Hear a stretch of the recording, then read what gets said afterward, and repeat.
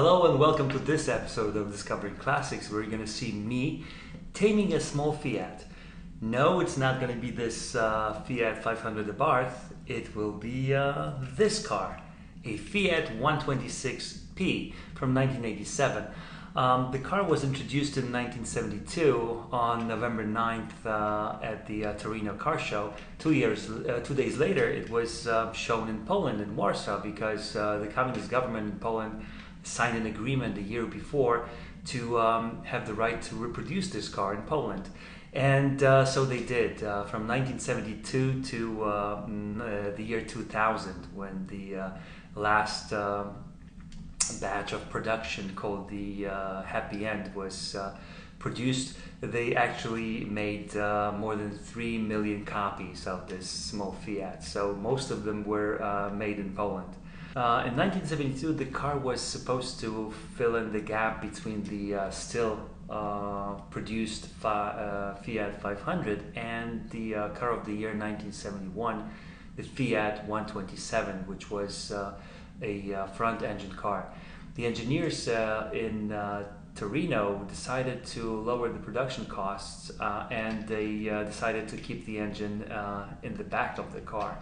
It shared the same wheelbase as the Fiat 500, but it was wider and more spacious and overall more modern. And it resembled the stile di vita of the 1970s. Also, it was much more safe than its predecessor, the Fiat 500, which had no passive safety whatsoever. The car was underwent a few changes, but the major ones were introduced in 1976 when they added an alternator. Some of the cars had plastic bumpers, and it was more useful. They changed the engine that was first the 600cc two-cylinder air-cooled 18 brake horsepower engine that was very similar to the one from Fiat 600, to the one that was 650 24 brake horsepower engine from 1976 or 77. And they even made a version that had that was a hatchback. They decided to put the engine into its horizontal position, and they added some cc's. It was a 700cc car, but it was made only for 5 years and it was not a real hit. So they still made those in several versions: Personal, Personal 4, Berlina, or Bambino. Some of them even had a small sunroof called the canvas top, and these you could find in southern Europe nowadays. So by the end of production, the total number of cars was more than 3 million. So you would probably think that this car will never be collectible, but I think that the early versions, the Mark I's from 1972 to 1977, although the least modern cars that even didn't have the ignition key on the steering column, you had to pull a lever, and the ignition was made through a metal line, which would break down all the time. This first one with a lot of chrome on it is the most sought after car. The prices were, believe it or not, the prices are high here in Poland. I saw some ads for pretty well reconstructed early versions that were up to 10,000 euros, which for me is a ridiculous price for a Fiat 126 nowadays. If you check out other sources like the Oldtimer Markt's price catalog from 2021, they would list ones that are in good condition for around 4,000 euros, and the top-notch ones for about 8,000. So 10,000 is just too much for a car like that. And if you turn your attention to the other source, the Brits at Octane magazine say that the car is worth about 4,500 quid for a car in good condition. Is twice as much as the Fiat 127, but still 3 times less than the Fiat 500. So if you want to collect one, I think this is the time when a new generation that likes this shape of the 70s of a small car would much more appreciate this car than the icon of the 1960s. I don't know. I don't think that that this car will become more iconic than the Fiat 500, but we'll see it in the future. So if you want to see more cars like that, please enjoy this this episode. It's going to be a lot of fun. So let's go. Oh, this is my car. I'm going to drive this one in just a moment. My wild stallion. It's white and wild. Oh yeah, baby, yeah. I'm at the wheel of a Fiat 126 Bambino. It's a Polish version. This is very unusual. It's a molested car, but look how many different options it has. Well, these are add-ons that were not possible, but look, it's magic. I mean, this is the only car that I know that has this part. So I'll be trying to drive.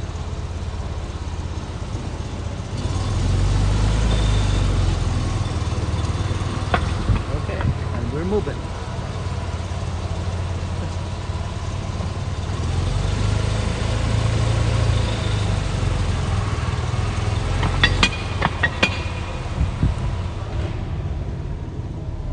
The car is so tiny, and see, the pedals are very close to each other, but this was not a car designed for a girl.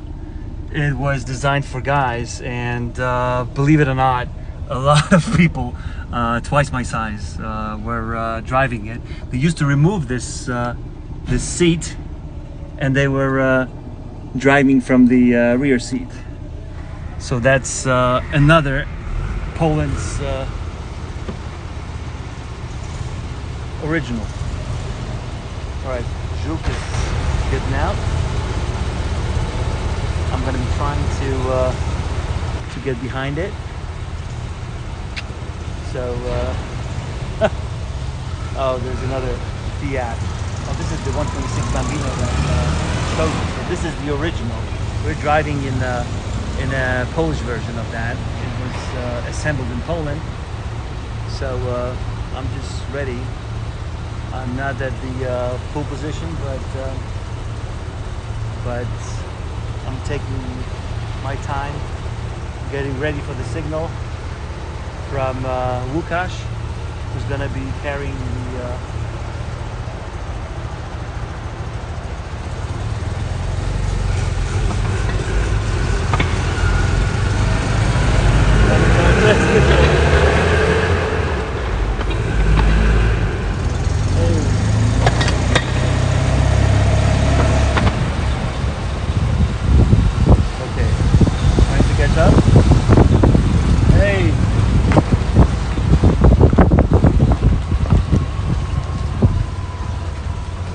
Unfortunately, I have to use my gimbal. I wasn't ready for it. So,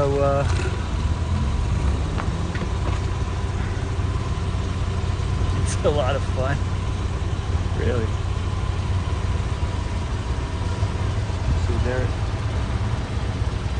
we're getting out.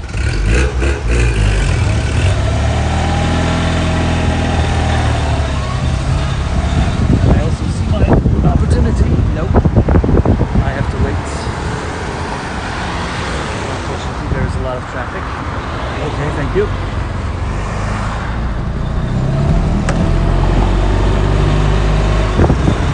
Somebody just let me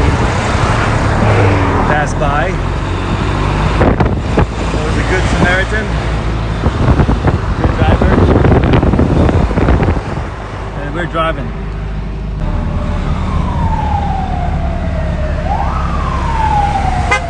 Oh, there's the police. They're not chasing me though.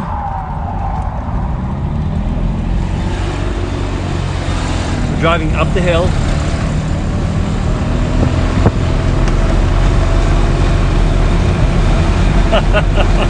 Oh my goodness, this is something.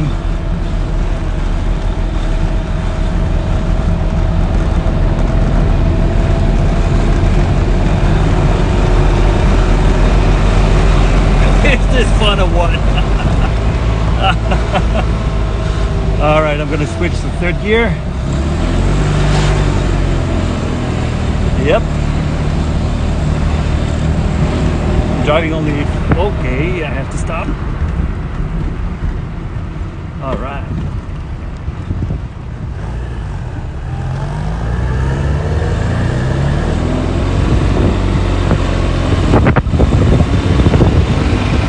Tell me what you think.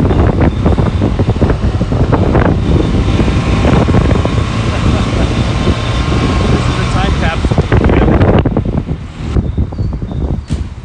All right, Tom has to close the lid.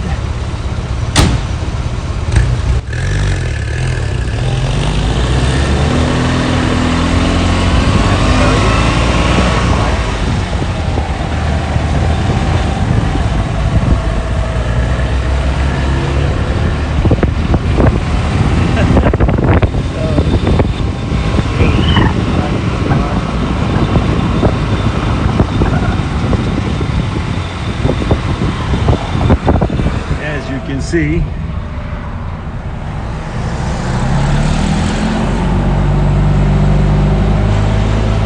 I'm the third in row. Okay, I have to make a right turn now. The visibility in front is so limited. I have to nod a little bit to see what's going on, but we're getting there, so it's not that bad. We have a green light ahead of us, so maybe we'll use this opportunity to cross this intersection. All right.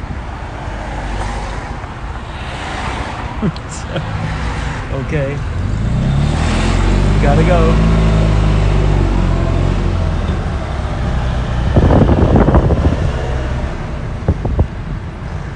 Lady, I know. Sorry.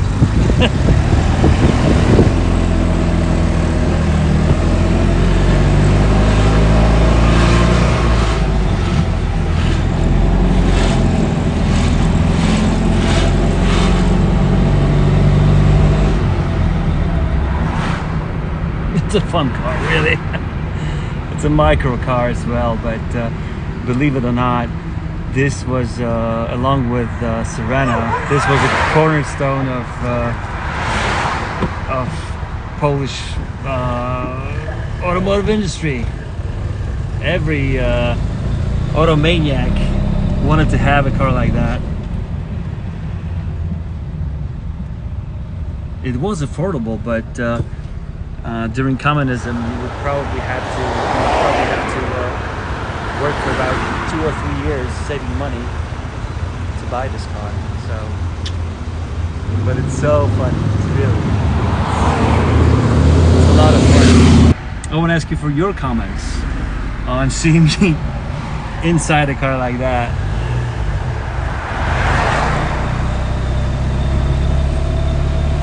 Oh, the traffic's so bad. We're not moving at all. Look at the inside of the car. The front seats are Recaro inspired, but this is what Poland. This is a Polish answer to Recaro seats, and well, it had to seat like 2 kids in the back, and I don't know if you believe it, but I know a lot of people who are my age now, and they used to go from Poland to Bulgaria to Greece inside these cars. They had roof racks on the roof. This one doesn't have a roof rack, but if you could see, if you could imagine, there was a roof rack, and they had all the luggage on the roof because the boot was in front, and the engine that you can hear is in the back. To ask me which car I would choose if I had a choice between a Trabant, for example, and this Fiat 126, I would choose this one. It's a very simplistic car, but do we really need something that carries a lot of air with us? Do we really need those big SUVs to show off? And well, maybe we can feel more safe. It doesn't have any airbags, as you can see, no conveniences. This is the air conditioning system, and it's manual, but it's attached to the battery. So you know, it's not a pleasant car, but there is no experience like it. So remember that Warszawa that I rode in with Tom? Oh man, this is so much of a difference. I almost hit a biker with my gimbal.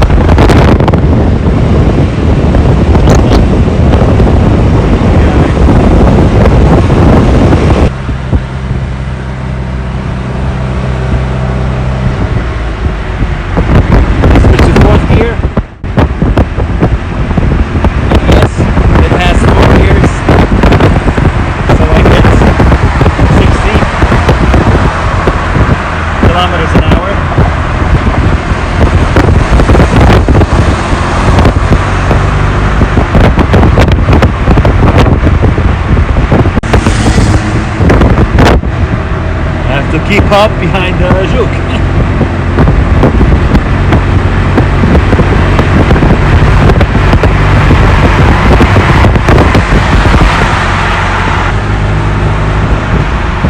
Someone wants to cut in. Alright, I have brakes.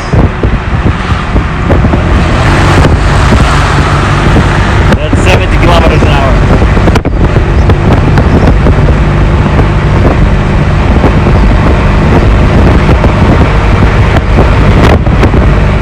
Okay.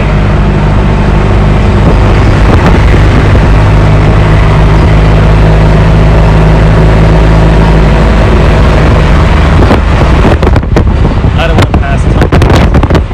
So let me keep up at his speed.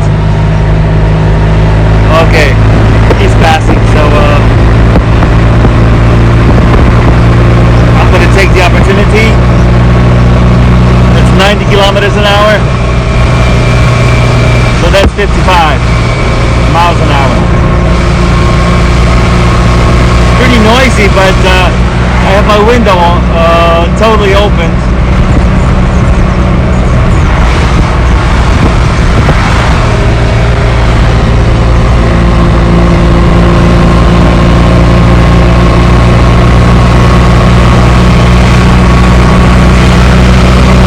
It can do 100, but let's see. Okay, I have to stop. Oh, the brakes are not that great, so that's a challenge, but we managed.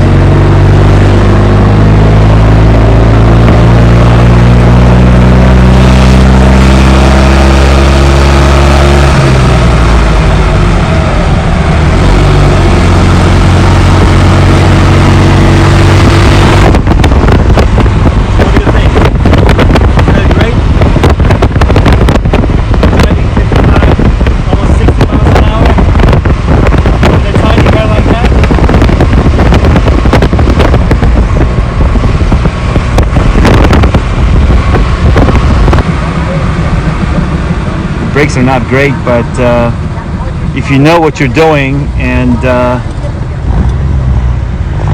know when you're supposed to stop, then they're fine.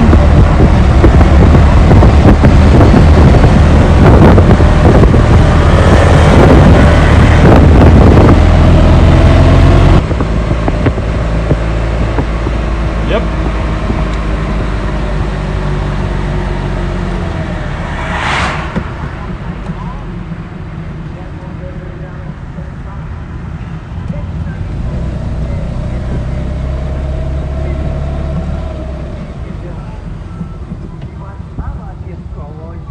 All right.